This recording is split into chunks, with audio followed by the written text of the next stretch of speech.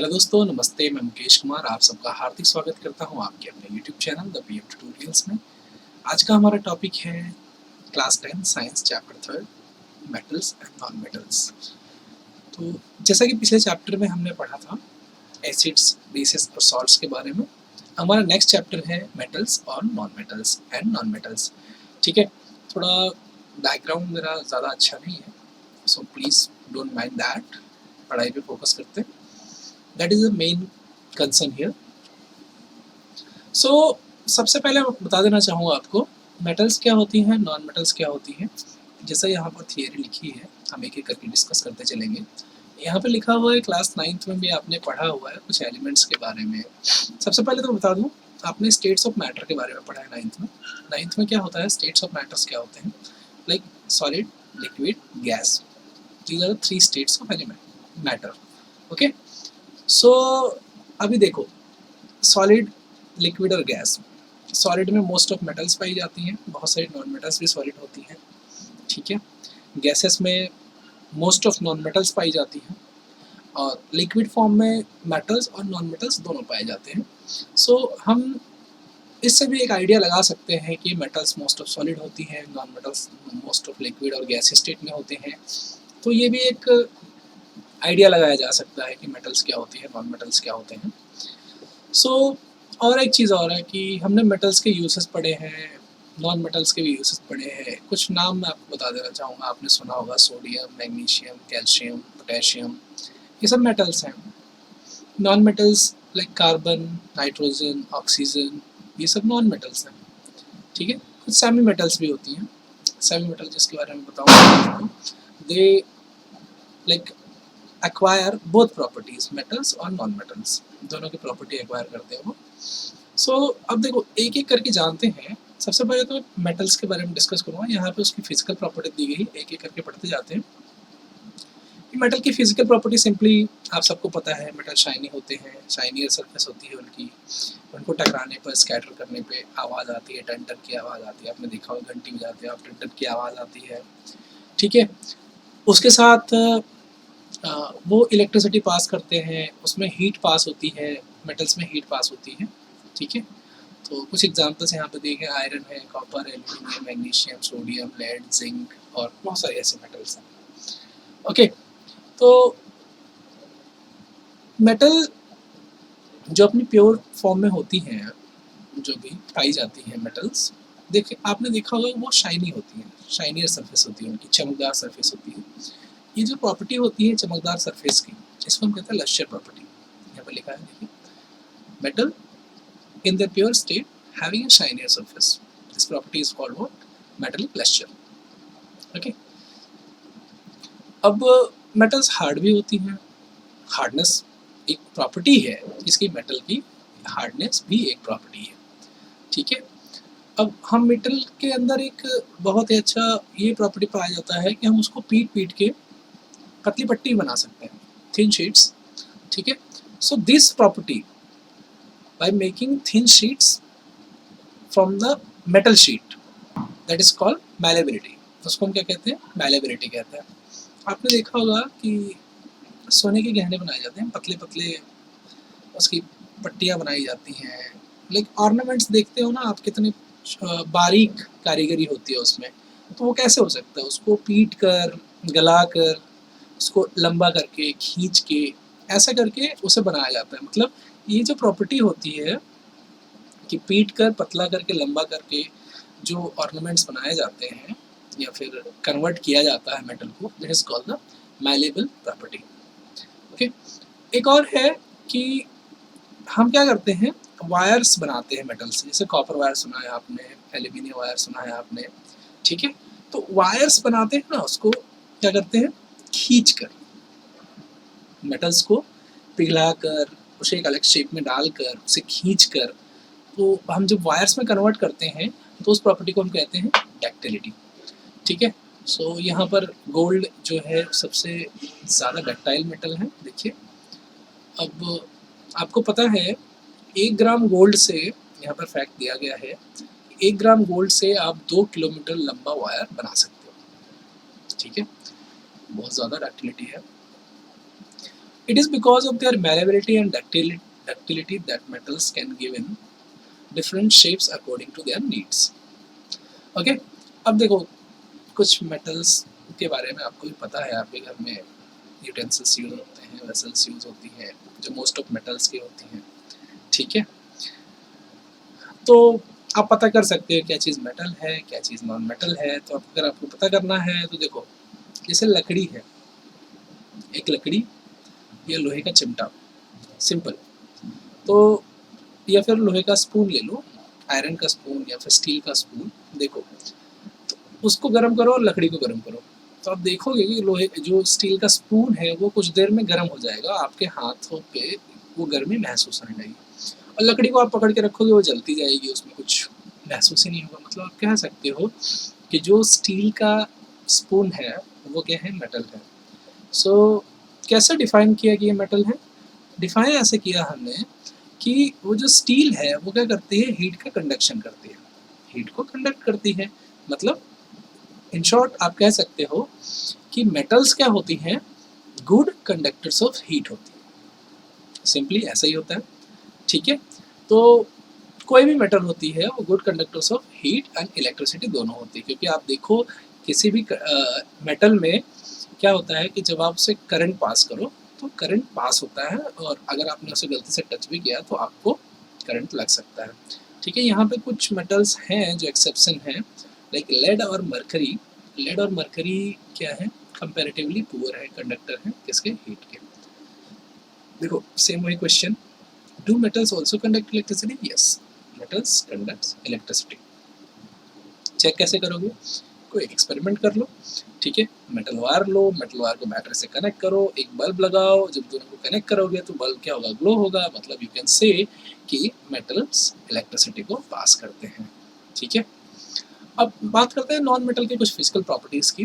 Non metal देखो basically क्या होता है, नॉन मेटल की सरफेस जो होती है, हम एक एक पॉइंट्स वही डिस्कस करेंगे। सरफेस जो होती है वो शाइनी नहीं होती, ये लिक्विड और गैसियस स्टेट में पाए जाते हैं, ये ब्रिटल होते हैं, ठीक है।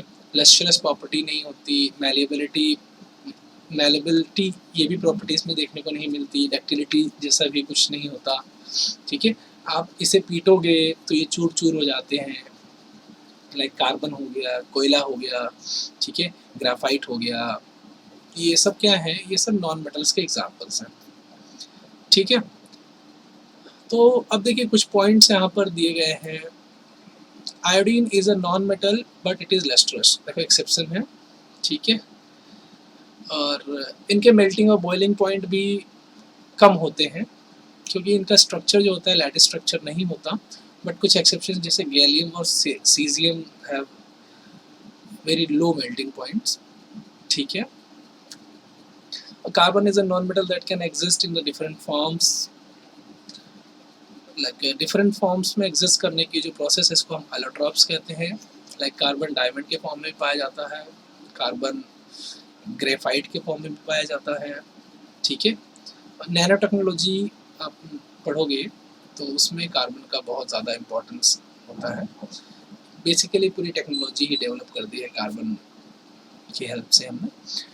सो देखिए जो कुछ like allotropes of carbon, which is the hardest natural substance known, has a very high melting point and boiling point, like graphite हो गया, and other allotropes हो गया, like they are good conductor of electricity also.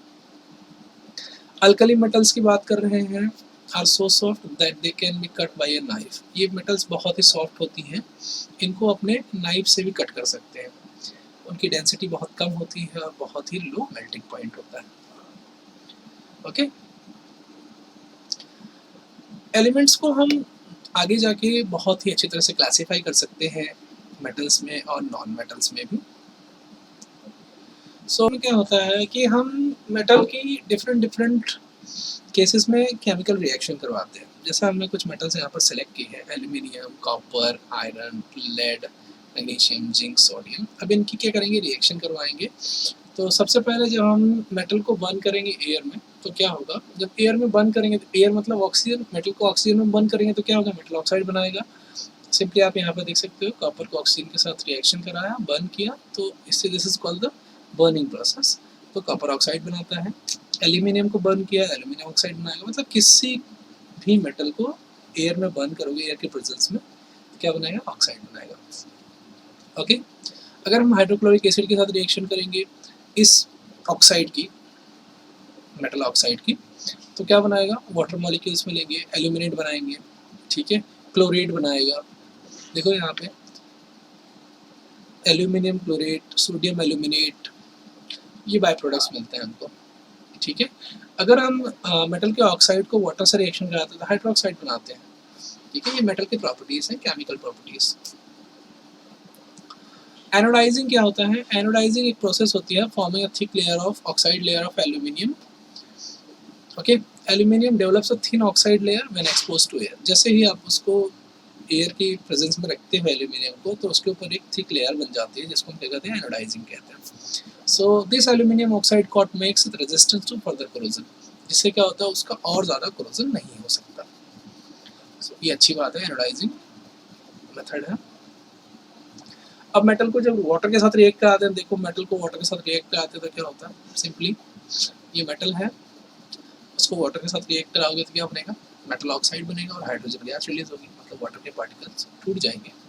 Basically ऐसा ही होता है।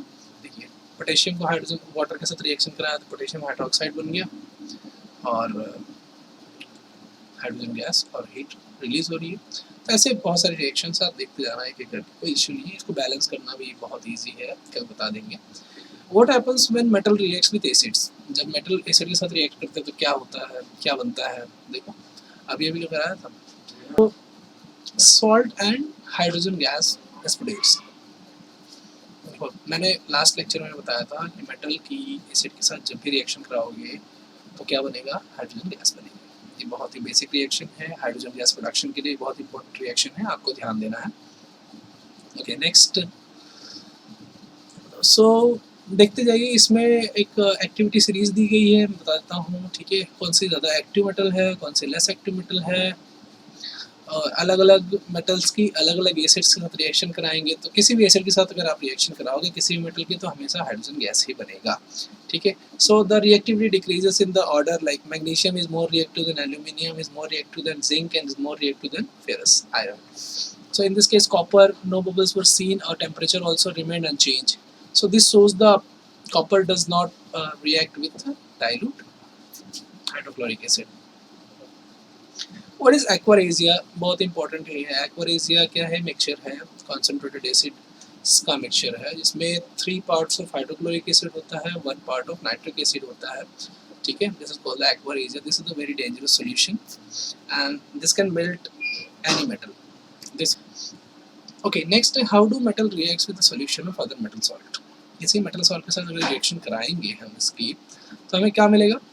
तो simply salt मिलेगा, salt of solution A, and metal B displace हो जाएगा। मतलब it's a displacement reaction simply.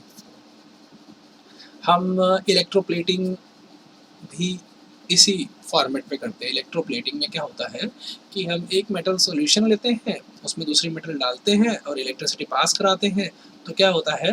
उस मेटल के जो भी आयंस होते हैं वो प्रॉपर्ली उस सॉल्यूशन के जो आयंस होते हैं वो मेटल के ऊपर डिपॉजिट हो जाते हैं। ये position of desired metal on another metal, so that is called electroplating. और ये होता है सिंपली किसी भी एक मेटल की दूसरे मेटल के सॉल्ट सॉल्यूशंस रिएक्शन कराने पर। सो द रिएक्टिविटी सीरीज यहाँ पर दी गई है। मोस्ट रिएक्टिव मेटल में हमारे पास पोटेशियम, फिर सोडियम, फिर calcium, magnesium, aluminium, zinc, iron, lead, फिर उसके बाद नीचे नीचे आती जाती हैं। मतलब कॉपर क्या है? बहुत लेस रिएक्टिव मेटल है, जो क्या करता है? हाइड्रोक्लोरिक एसिड के साथ भी रिएक्शन नहीं कराता। तो ये सीरीज देख लीजिएगा सिंपली। नेक्स्ट है, how do metals and non metals react? एक दूसरे के साथ क्या करते हैं? रिएक्ट करते हैं। क्या रिएक्ट करेंगे? मतलब वो क्या बनाते हैं? कंपाउंड बनाते हैं, सिंपली कोवलेंट बॉन्ड्स बनाते हैं। जैसे कि सोडियम क्लोरीन के साथ रिएक्शन करता है तो क्या करता है ये लोग? एक दूसरे के साथ इलेक्ट्रॉन्स के पेयर को ट्रांसफर करके या फिर इलेक्ट्रॉन्स डोनेट करके एक बॉन्डिंग बनाते हैं, कंपाउंड बनाते हैं। तो सिंपली आप कह सकते हो जब मेटल और नॉन मेटल रिएक्ट करते हैं एक दूसरे के साथ, क्या बनाते हैं? कंपाउंड बनाते हैं, ठीक है। That is called the covalent bond. Ionic bond, covalent bond, coordinate bond, बहुत सारे बॉन्ड होते हैं। तो बेसिकली एक मेटल और नॉन मेटल के बीच में जो भी बॉन्डिंग होती है that is called the covalent bond. और आयोनिक बॉन्ड भी बनते हैं कभी कभी, like transfer of electrons, by transferring of electrons they are going to make a compound. So here आप देख सकते हो कि सोडियम के पास एक इलेक्ट्रॉन था, उसने इसको क्लोरीन को डोनेट किया तो क्या बना दिया इन्होंने, एक आयनिक बॉन्ड बना दिया, मतलब NaCl। ओके, क्योंकि अपोजिट चार्ज है ना, अपोजिट चार्ज क्या करते हैं, एक दूसरे को अट्रैक्ट कर लेते हैं। जैसे मैग्नीशियम एटॉमिक नंबर 12 है, तो इसके बाद 2 इलेक्ट्रॉन एक्स्ट्रा है। अब क्लोरीन, 2 क्लोरीन मॉलिक्यूल को 2 इलेक्ट्रॉन मिलेगा तो ऑक्टेट कम क्लोराइड बनाएगा। देखिए प्रॉपर्टी है, उनको हीट करने पे ना उनका थोड़ा मेल्टिंग पॉइंट ज़्यादा होता है, ठीक है। और कोवेलेंट कंपाउंड का मेल्टिंग पॉइंट बहुत ही कम होता है, मतलब आयनिक कंपाउंड का मेल्टिंग और बॉइलिंग पॉइंट क्या होता है, ज़्यादा होता है। तो ध्यान देने की बात है। देखिए यहाँ पर दिया गया है, ये NaCl का मेल्टिंग पॉइंट है 1074 केल्विन। केल्विन और सेंटीग्रेड में डिफरेंस पता होना चाहिए, बता दूंगा। नेक्स्ट है, you may have observe the following general properties of the ionic compound. Simple, जो मेटल की प्रॉपर्टीज होती हैं वही होती हैं लगभग लगभग इनकी प्रॉपर्टीज, बट आयोनिक कंपाउंड क्या होता है, ये कंपाउंड होता है। बेसिकली दो एटम्स को मिलके एक कंपाउंड बनाते हैं। आयोनिक कंपाउंड क्या होता है, इनका फिजिकल नेचर क्या होता है, सॉलिड होता है, ठीक है, क्योंकि इसमें नेगेटिव और पॉजिटिव आयन दोनों का कॉम्बिनेशन होता है। तो ये इसको अगर आप तोड़ना चाहो तो तोड़ भी सकता है। मेल्टिंग और बॉइलिंग पॉइंट इसके हाई होते हैं, सोलिबिलिटी इसकी अच्छी होती है, जो इलेक्ट्रोलाइटिक सॉल्यूशन होता है उसमें सोल्यूबल हो जाता है, कंडक्शन ऑफ इलेक्ट्रिसिटी भी देखने को मिलता है आपको। सो आप कह सकते हो कि जो ये आपके मेटलिक आयोनिक कंपाउंड्स हैं, they are like similarly like they shows the property of similarly like metals. Occurrence of metals में जाएंगे, मेटल कहाँ से आती है, कैसे पैदा होती है, अर्थ की क्रस्ट से कैसे निकालते हैं, पूरा मेटलर्जी का सिस्टम है ये। मेटलर्जी अब हम पढ़ने जा रहे हैं, ठीक है। तो मेटल में क्या क्या प्रोसेस होती है, कोई भी मेटल तैयार होकर कैसे मिलते हैं, आप सलिया देखते हो, फिर एल्यूमिनियम देखते हो, ठीक है, कैसे आता है, उसके पीछे बहुत बड़ा प्रोसेस है कि अब हम यहाँ पर एक एक करके जानेंगे। सबसे पहले तो जानिए आप कि मेटल्स को एक्सट्रैक्ट करने की जो प्रोसेस होती है, सबसे पहले उसकी खुदाई करनी पड़ती है, उसके बड़े बड़े लाइक पत्थर निकलते हैं, उसको पीसा जाता है, फिर उसमें से मेटल के पार्टिकल्स को एक्सट्रैक्ट किया जाता है, फिर उसके बाद धीरे धीरे करके उसमें बहुत सारी प्रोसेस होती है, वो प्रोसेस यहाँ पर।